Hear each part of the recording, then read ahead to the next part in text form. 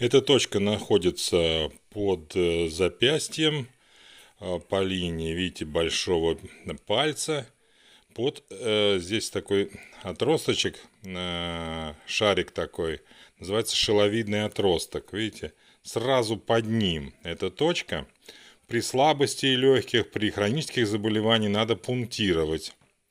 Видите, пунктировать стимулирующим методом от нескольких десятков секунд до 3-5 минут. При воспалительных процессах в легких, в бронхах, кашле, при бронхите, при бронхиальной астме, воспалительном процессе давить от нескольких минут даже до 20 минут. Да?